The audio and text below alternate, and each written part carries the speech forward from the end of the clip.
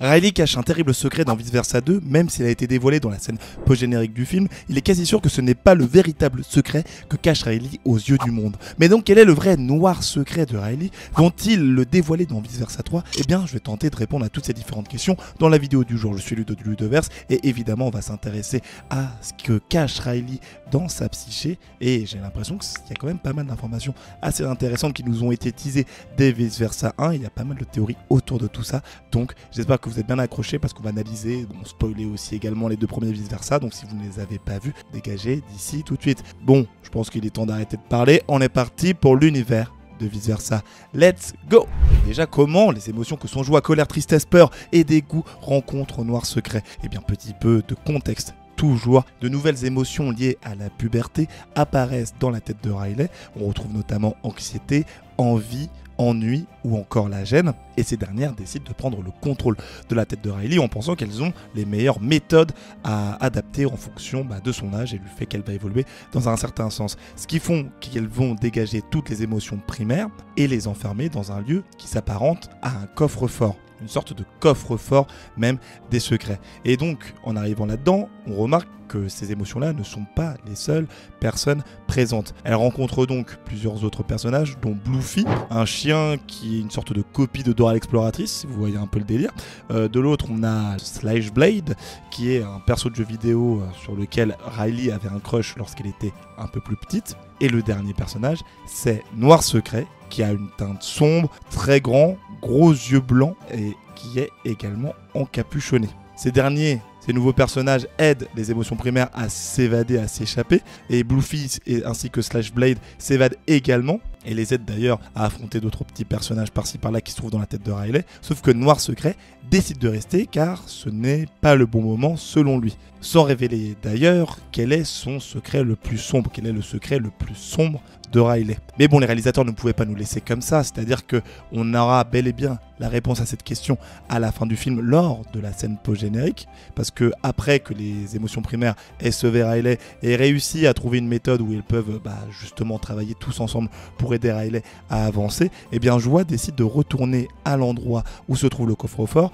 et de demander auprès de Noir Secret quel est son secret, parce que évidemment, tout comme le spectateur, je veux à tout prix savoir qu'est-ce qu'il nous cache et qu'est-ce qu'il garde au plus profond de lui, ce petit personnage. Et donc Noir Secret révèle à Joie que cette terrible chose que personne ne devait entendre, eh bien c'est le jour où Riley a fait un trou dans un tapis en le brûlant. Et ça, personne ne le sait, à part elle. Mais Joie, elle est quand même un petit peu déçue, parce qu'elle pensait que c'était le jour où Riley avait fait caca dans la piscine. Événement marquant pour un enfant, à vous de me le dire. Et bien entendant ça, Noir Secret commence à pleurer et se réenferme au fin fond du coffre-fort, et c'est ainsi que le film se termine. D'ailleurs, pour la petite anecdote, le fameux Noir Secret qui est du coup révélé, qui n'est pas très intéressant concernant le trou dans le tapis, semble être une référence directe au film Retour vers le futur.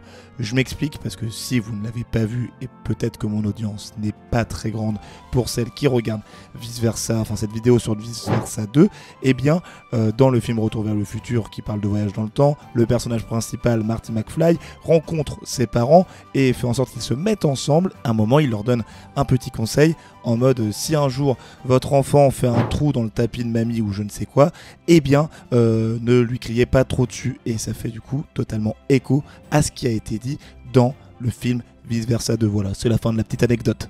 On est d'accord pour le dire, c'est un peu décevant en tant que secret, on s'attendait à quelque chose de bien plus gros que ça. Après on peut aussi se dire que le poids des secrets lorsqu'on est enfant, ça prend une tournure quand même extrêmement lourde et extrêmement importante. Enfin, nos émotions à ce moment-là, elles sont décuplées, mais on peut aussi se dire que c'est un leurre, ce petit secret-là qui nous a été balancé, et que Noir Secret en détient encore énormément et qu'il a encore beaucoup de choses à nous dévoiler, parce que oui, cette chose confidentielle pourrait être tout autre et des révélations pourraient être données bien plus tard, et notamment dans Vice Versa 3, il y a pas mal de théories qu'il y a eu au niveau de la communauté par rapport à ce que pourrait cacher du coup le Noir Secret. Et ce secret serait tout simplement qu'elle serait attirée par les filles ou exclusivement les filles. Il y a donc pas mal de choses qui nous laissent penser ça au cours des deux premiers longs métrages que sont Vice Versa et Vice Versa 2, et je vais vous les énumérer ici. La première chose, c'est que Riley, elle a un vêtement qui a une couleur arc-en-ciel, et au-delà de ça, c'est que c'est un vêtement qu'on retrouve dans les